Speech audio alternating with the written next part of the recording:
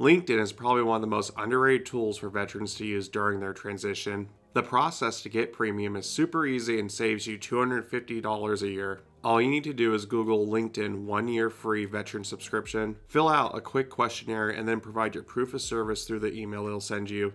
Then it usually takes 2 business days, and then you're off to the races. But before you use this benefit, please listen to these tips so you don't waste that 1 free year. First things first, you need to understand how LinkedIn works. Recruiters pay a lot of money to recruit on the site. They pay almost $1,000 a month. Obviously, LinkedIn wants recruiters to stay happy with their service and keep paying their fee. So LinkedIn wants to send prime candidates to the recruiters. On the flip side, premium members are worth about $20 a month. So LinkedIn will prioritize a premium member versus a free one to retain customers. Aside from premium versus free member, what else determines a prime candidate on the site? It's very rarely experience. Interaction on the site is by far the most important variable, so make sure you're taking the time to like, post, and comment as long as they're professional, and respond to every single message you get from recruiters, even if it's not an opportunity you're interested in, because LinkedIn doesn't want to promote candidates that aren't going to respond to the recruiters, because then the recruiter won't want to keep paying the fee because they're not getting any applicants that are actually interested in looking for new positions. So please keep that in mind, how important interaction is, because LinkedIn wants to maintain the recruiters because they're the most valuable customer. And so recruiters then want to stay on the site if they get prime candidates. And if candidates are not responding to the recruiters, then they're not just going to want to pay for that service. So if you take away one thing from this video, I hope it's that, understanding how important interaction is on LinkedIn. Now that you understand how LinkedIn works, we'll briefly go over the basics of a profile. Before all else, you need to set up your profile for a civilian recruiter. Do not use military jargon or lingo, especially no acronyms. Military terminology will not be picked up by the algorithm, and if you somehow do get shown to a recruiter, they'll just skip you because they don't know what you're talking about. Since the majority of my civilian experience is in aerospace manufacturing, we'll use that as an example. On this table, you can see civilian title versus military title. This is just to give you a rough outline to understand if you're going from military service, how you might want to translate it to a resume or your LinkedIn profile. If you're just a soldier, then it might just be an operator, but that really doesn't matter because that's such a low level. But say you're a team leader or a squad leader and you're interested in going into manufacturing, then you might want to put lead man. Same with supervisor. Say if you're a platoon sergeant, first sergeant, platoon leader, company commander, then you'd probably put supervisor as your actual experience that you had in the military. Now, before anyone gets upset, this is just at a general level from where I see military experience translating into aerospace manufacturing.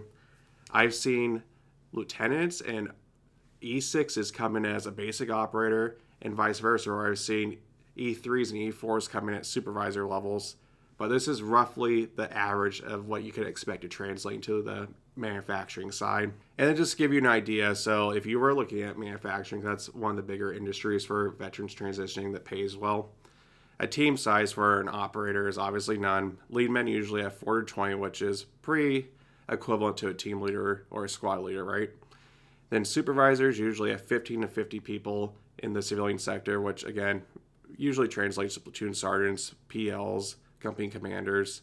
Unit managers, 60, 150. Site managers usually have 100 to 500 people. But for unit manager and site manager above, it's very rare to see someone from the military transition those roles just because they become much more technical. It is possible, though. I have seen some site managers come in, but they're almost always field grades. So I hope that gives you a rough outline of what you could expect. It gives you an idea, even if it's a different industry that you want to transition to, how to look at these different positions to translate your LinkedIn profile and your resume to match your military experience. I don't think I need to say this, but please make sure that your resume lines up with your LinkedIn profile. Now let's go over some specific military versus civilian resume bullet points, just to give you an idea of what to translate. Again, we're going to do manufacturing just because that's what I have the most experience in. Instead of saying sergeant in charge of AARs and long-range planning to ensure battle readiness, the manufacturing translation would be supervisor in charge of conducting RCCA investigations, which RCCA is root cause corrective action, and PM implementation, which is preventive maintenance, to improve manufacturing process. So when you're looking at a specific industry to translate your experience into, you might want to see what those key buzzwords and acronyms are, because they're going to be very different than what you use in the military. We'll go over one more example for a good bullet point translation to manufacturing. Instead of saying commander that acted as battalion POC for all BAH, COLA, and BAS transactions in order to maintain unit accountability, the way you'd say that in civilian terms is manager responsible for all company hourly employee financial benefits to ensure state and federal compliance. There are infinite nuances to optimize your time on LinkedIn, but the things you need to understand are: 1, that you have that benefit, 1 free year LinkedIn Premium. 2, understand how important interaction is to promote your profile on the site.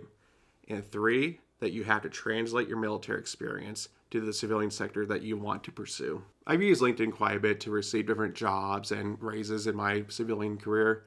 The more you understand how to do like keyword matching and things of that nature, the more essentially employment power you have as an individual. Just so you understand how valuable a premium can be, when I didn't have premium, I'd get maybe a job offer once a week.